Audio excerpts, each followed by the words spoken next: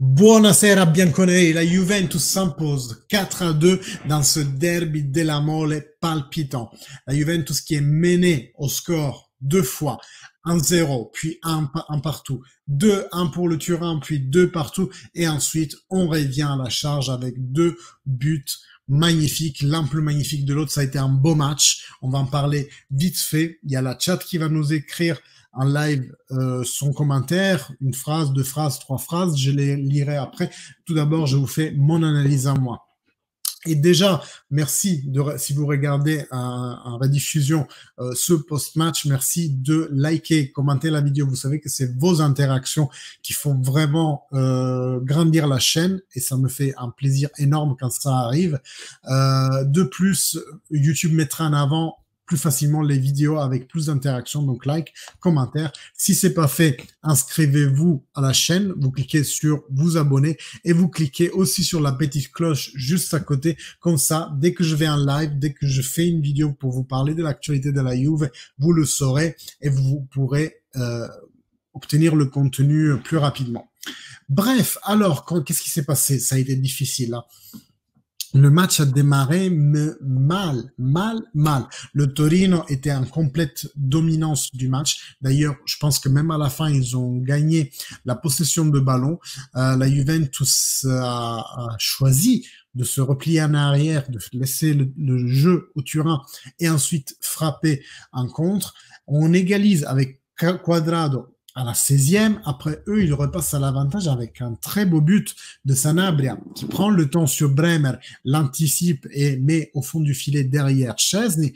Ensuite, Danilo sur un troisième temps magnifique suite à un corner égalise pour la Juventus, poteau rentrant, parfait, super, on va dans les vestiaires sur le 2-2 et après il y a que de la Juventus dans le deuxième mi-temps. Et je vous le disais, cette Juventus dans le deuxième mi-temps, je la veux chercher, je veux voir qu'elle cherche le 3-2 et le 4-2 parce que ces matchs-là, on doit les boucler. On ne peut pas se permettre toujours d'arriver à la fin avec un but en plus que l'adversaire et nous faire coiffer au poteau. Ça, c'est la première victoire de la Juventus dans des matchs où elle a subi au moins un but. C'est-à-dire que jusqu'à maintenant, la Juventus, à chaque fois qu'elle a subi un but, elle a aussi perdu. C'était jamais arrivé. Même le 3-3 contre l'Atalanta, où pareil, on avait égalisé deux situations qui pourtant était mal parti, eh ben c'était pareil, on n'avait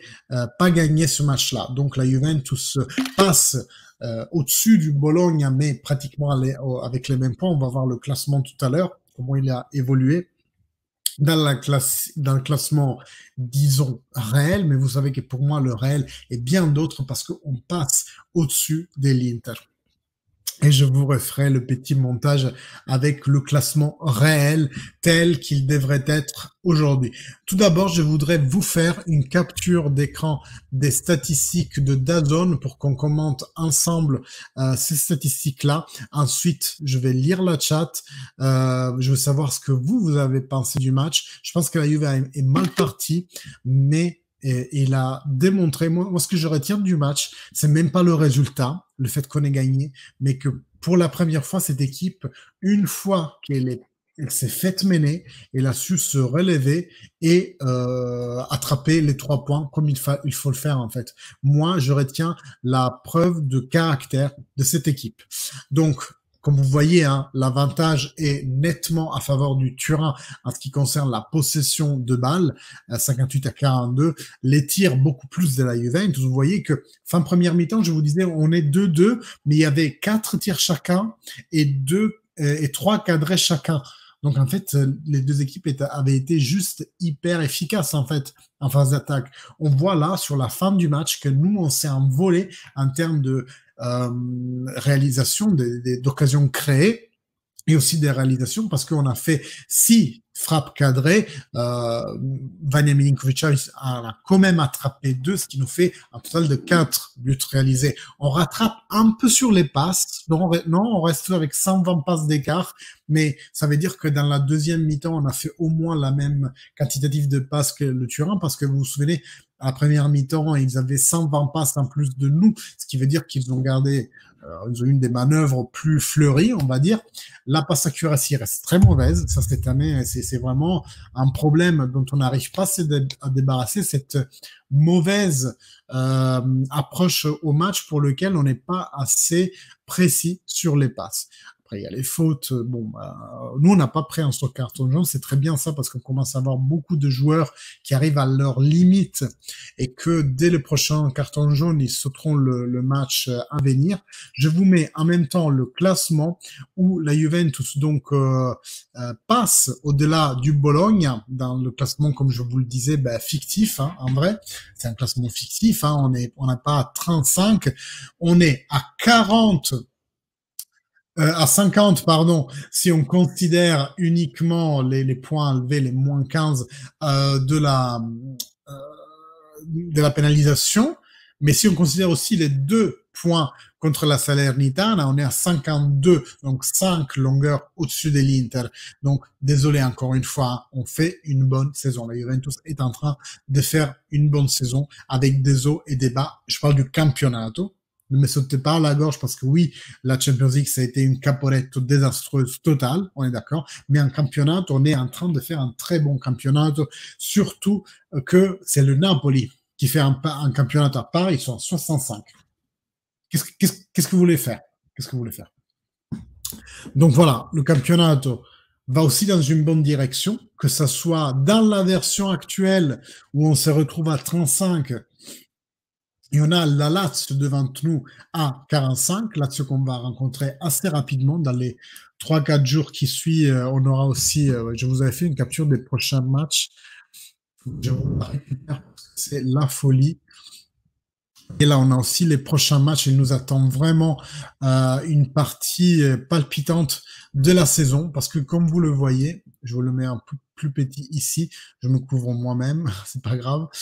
Attendez, il faut que je vous mette plus petit ça. Alors, je vais pour les mettre comme ça, hein, une au-dessus de l'autre, voilà. Comme ça, je me cache pas. Tout cela. Parfait. Donc, vous voyez, le mois prochain, il est horrible parce qu'on a 2 confrontations directes avec la Roma et avec la Lazio ici, dont on peut gagner des points sur elles qui sont respectivement à 44 et 45. Donc, même dans la version moche de notre classement, il y a moyen de le remonter dans les prochaines semaines. Et vous voyez, on a la double confrontation avec le Fribourg pour l'Europa League. Et on a bien entendu un match aller en championnat, un match retour en championnat contre l'Inter et aussi l'aller contre l'Inter qui après, il y aura 2 semaines après, le retour contre l'Inter. Donc, le prochain filon va être énormément compliqué pour la Juventus. Il y a beaucoup de rendez-vous et moi je vous y attends en live dans notre vidéo. Donc abonnez-vous si c'est toujours pas fait. Je passe à la lecture de vos commentaires. Donc Émilie, fini, belle victoire, notre équipe a fait preuve d'orgueil, elle a su réagir et c'est ça qu'il faut arrêter. Moi je retiens que ça du match, même pas le résultat. Le fait qu'on a réagi à chaque fois qu'elle a été menée, puis pris l'avantage. Bravo aux joueurs, ça fait bien. Forza Juve. On va parler un peu des prestations individuelles des joueurs. Turin noir et blanc ce soir. Et on aime bien voir Turin en noir et blanc. Tiens, tu mets plus ton futur classement? Oui, je le mettrai, mais je peux pas te photoshopper ça en 2 secondes. Hein? Tu m'excuseras, Camille. Je te fais ça dans la soirée. Je le mets sur Twitch. Non, sur Twitter, pardon. On est 2e. Roma ce week-end. Et oui, et oui, et oui. Heureusement, là, on a un peu de temps de récupération. Il y a quoi? 6 jours? 5 jours à peine pour dimanche. Bon, tu t'en vas, on se récaptera. Salut Patken, Forza Juve, on t'attendait en live, t'étais où? Donc voilà. En ce qui concerne les individualités, les gars, quoi dire? Ça a été un match où je fatigue à trouver quelqu'un en dessous de la moyenne. Même les sempiternels Alexandre ou Deschy qu'on est toujours là à bâcher, ils ont fait un match énorme. Rabiot, très bon match. encore un but pour lui. Kostic, très bon match, encore un assist pour lui, c'est son sa neuvième assistance en Serie A. Ça devient un joueur essentiel pour cette Juventus. Assistance aussi de Chiesa, qui risque aussi de marquer en fin de match. Bon match de Vlahovic, malgré le fait que, comme je vous disais, il avait du mal dans les matchs précédents à avoir ce rôle de venir chercher le ballon pour faire remonter l'équipe. Aujourd'hui, il l'a fait en 3-4 occasions très bien. Quadrado, énorme. C'est lui qui nous donne aussi le premier but de l'égalisation. Danilo, énorme. Les gars, je sais pas qui choisir. Désolé, je sais pas qui choisir. Aujourd'hui, toute l'équipe a été vraiment sur le champ avec un très bon mental. Et c'est ça qui compte. Ça, c'est génial pour nous. J'entends parler, est-ce que ça serait pas Allegri? Non, c'est pas Allegri qui parle, donc je vous donnerai pas en live sa conférence de presse parce qu'il n'est pas encore arrivé. En tout cas, je vous remercie pour votre écoute. Si vous regardez ce match en rediffusion, enfin ce post-match en rediffusion, n'oubliez pas, like, commentaire, et puis abonnez-vous à la chaîne. C'est la seule façon pour rester proche de l'actualité Juventus vécue sur ce canal, des lives. Donc commentez, abonnez-vous, likez. Moi je vous dis fine à la fine, à la prochaine fois. Merci beaucoup. Ciao.